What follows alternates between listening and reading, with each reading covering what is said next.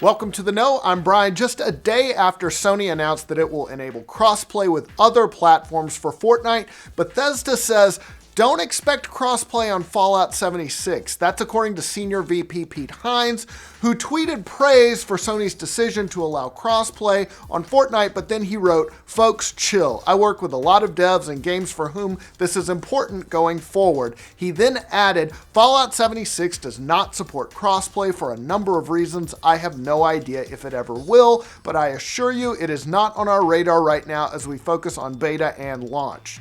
He was then asked why it wasn't possible with Fallout 76, and Hines responded, I never said possible, I said it doesn't support it, and it's not going to be a focus at this point with beta and launch so close on the horizon. So he seemed to leave a door a little bit open to the possibility, but that's still a bummer considering that it's a multiplayer-focused game. At any rate, the beta starts next month, and the game releases on November 14th for PlayStation 4, PC, and Xbox One. Speaking of Fortnite, it looks like you will soon be able to merge your accounts from different platforms. Epic Games said in a tweet via the game's official account, for players who created an extra account to play Fortnite on multiple console platforms, we're working on an account merging feature to combine Battle Royale purchases coming in November. They also said in a few days you'll be able to unlink a console from one Fortnite account and relink it to another account. This seems like it's due to Sony finally coming around on crossplay, and it'll be nice for fans who have multiple accounts to be able to bring them all together. V-Bucks, they don't grow on trees. It'll be cool that people can like save their skins and everything and play with them across platforms. All right, you might need to clear out some space on your console to make room for Red Dead Redemption 2. It is huge. The site Rockstar Intel reports that the game's PS4 Pro bundle box indicates that the game requires a minimum install size of 105 gigs. That is huge. Interestingly, it also says that some sort of online content will be exclusive to the PlayStation 4 for 30 days before it's available on Xbox One. Not sure if that means that Red Dead Online will be a timed PS4 exclusive for 30 days, or it's talking about different content. Speaking of Red Dead Online, though, the box says that it will support between 2 and 32 players. So interesting little tidbit there. The game, it's now less than a month away. It releases October 26th for PlayStation 4 and Xbox One. All right, let's talk about Walking Dead. While we still don't know if the final season of the Walking Dead game will ever be finished after the collapse of Telltale Games, it's definitely disappearing from digital storefronts. TechRaptor reports that the game has been delisted from Steam, as well as the PlayStation and Xbox stores. It's still up on the Nintendo eShop for some reason, though. Meanwhile, on GOG's page for the game, there's a note that says, Telltale has requested a temporary pause of sales of The Walking Dead final season. For all up-to-date Telltale news, please refer to their official Twitter page. Now, episode 2 of the final season just released this week, but lots of people assume that it will go unfinished due to Telltale's impending closure. But maybe not. Telltale announced recently that it's seeking partners to get funding to finish the final 2 episodes. Hopefully, though, they'll take care of all their displaced employees first. Games, not as important as people.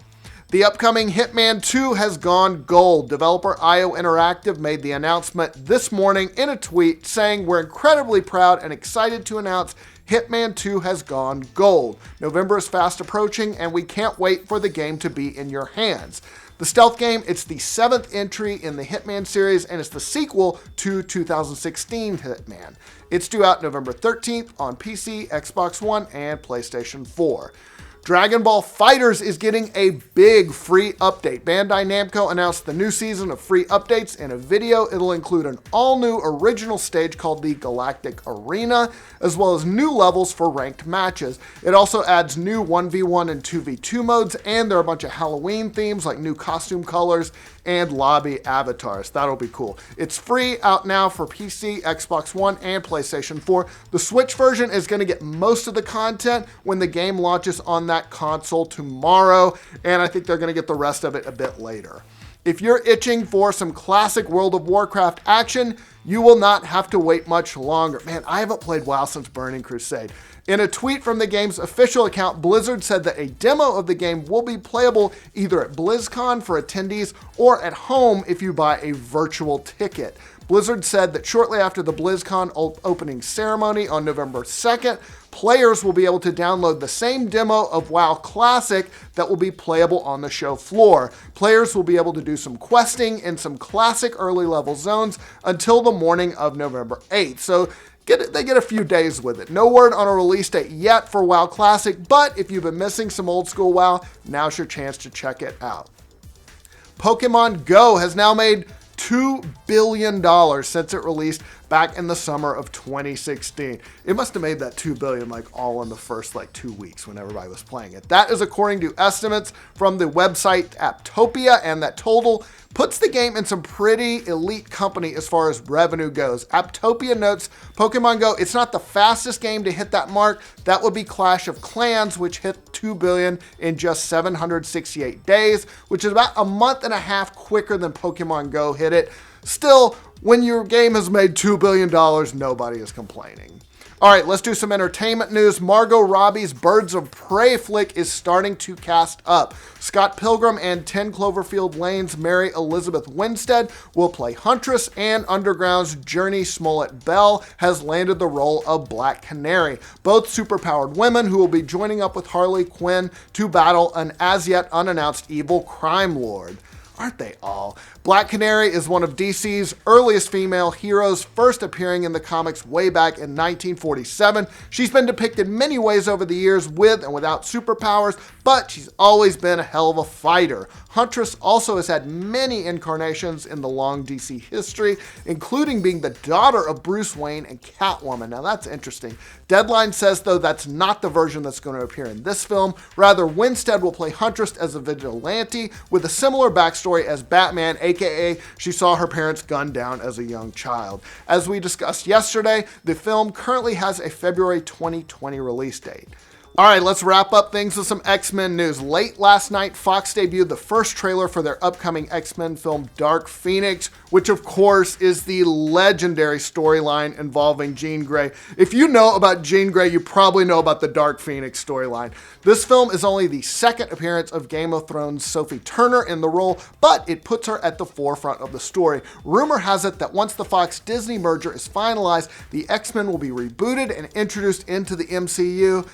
Oh, that's gonna be so fucking sweet. I hope. So that could make the Dark Phoenix the last X film with the characters as we currently know them. Fox still has an X-related film to release in the very delayed The New Mutants, but that could easily just be a standalone film. They're also developing, remember that Gambit solo film starring Channing Tatum, but that hasn't started filming yet, so who knows if that one even happens. I love Gambit. He's my favorite X-Men.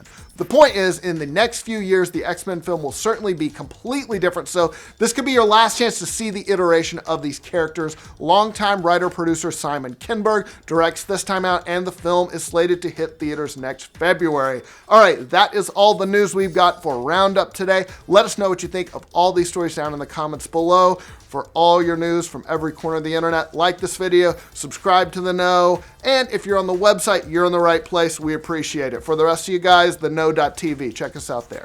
As we discussed yesterday, the film currently has a February 2020 release date. Late last night, Fox debuted the first trailer for their upcoming X-Men film, Dark Phoenix, which focuses on the Darkness Bureau. Oh, I almost had it! It was flawless. You totally messed it up. This is the last story.